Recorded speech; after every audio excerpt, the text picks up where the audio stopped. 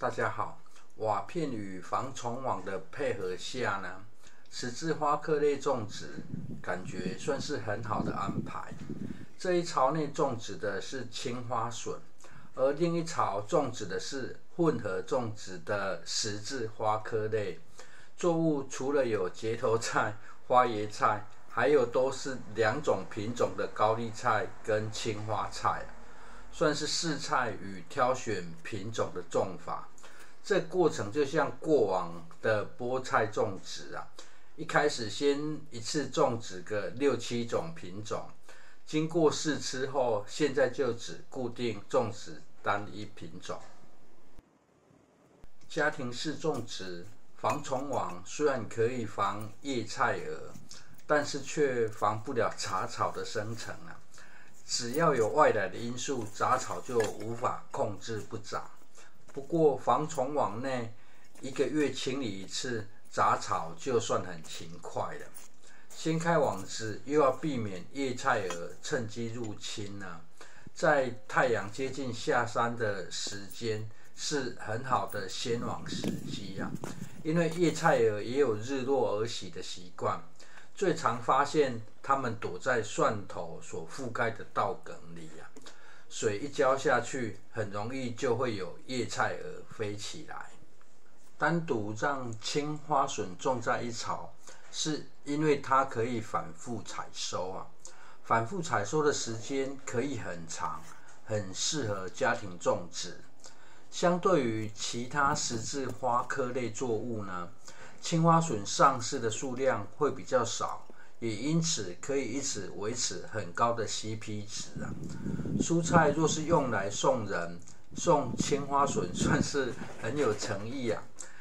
這連種苗都很容易被搶着要。內部2排的青花筍，一排移植好之後呢，另外一排才開始播種育苗，這是2排生長高矮落差很大的原因。內部2排中間的凹槽是用來澆水與澆灌易肥外側環繞的溝槽，天氣不熱的話就加減澆而已。在夏季末的時候，很多人會做翻土曬土的動作，不過個人有多做一個澆水的動作。雖然事前長時間沒有種植適時的澆水動作可以讓蚯蚓別逃離的太多，也容易維持土壤的菌相與活力這溝槽裡挖出的土壤就會是顆粒狀的隱分土。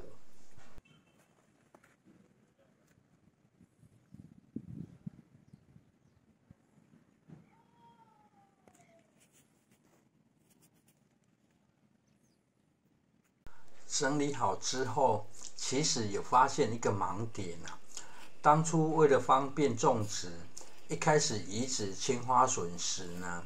在2株間補了多出的短天期福山萵苣因為被青花筍葉片擋住了日照，葉片格外細嫩，顏色卻比較黃這大概1個星期後呢，就會把空間全還給青花筍。接下來整理這一巢的十字花科類多種作物這一巢因為側邊還額外做了一條育苗槽，內部澆灌的方式就只有環繞的方式內部有大結頭菜與白花椰菜之外呢，還有青花菜、高麗菜的不同品種。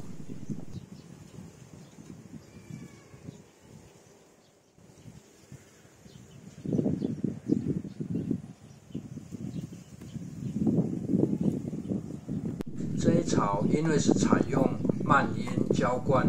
環繞溝槽，有水便有草，雜草長的範圍比較廣。而在除草時，個人習慣多做一個防蚜蟲的方式貼近地面的葉片也會順道摘除。雖然有人覺得這樣會降低光合作用，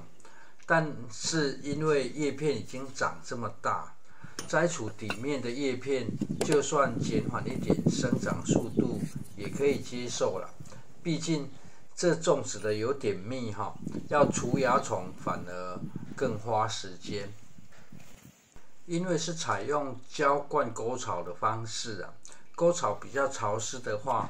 地勢較高的位置就更容易發現乾燥的隱分存在。接下來是這邊除草的過程，除了一樣順道摘除貼地的葉片，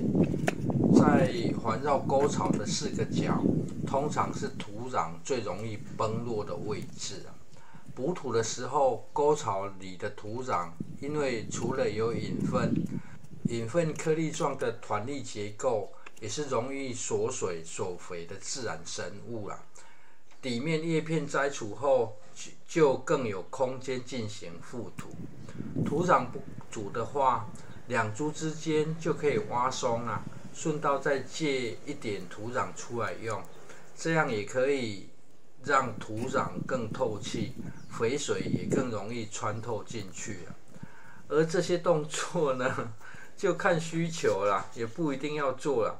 畢竟個人是在拍片，需要連葉片都長得漂亮才上鏡。最初始的目的只是除草，這樣除草的好處，個人是覺得可以撐很久啊。這樣處理完畢，網子蓋回去的隔天呢，就可以發現挖起來的土壤在透氣的效果下，表面可以乾燥得非常快啊，就可以來添加易肥澆灌慢淹水了。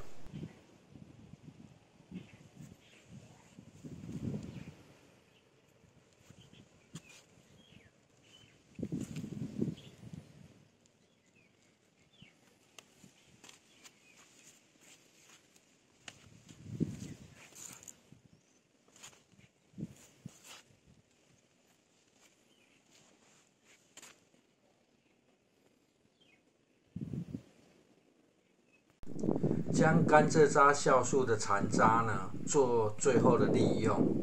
擺進溝槽裡，增加土壤的有機質，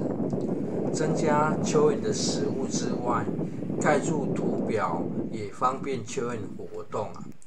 這些殘渣的價值，澆灌水時呢，還有降低沖刷土壤的效果。慢淹的過程也算是對殘渣做稀釋的動作了。至於當初被借走的青花筍苗呢，這幾天卻拿來好幾十顆的高麗菜跟青花菜來還了。真的沒有動用前院的種植空間，大概很難處理啊。現在整地敢種的話呢，長天體的菜要當年菜，時間算有點緊啊。以上十字花科類種植進度分享，謝謝收看。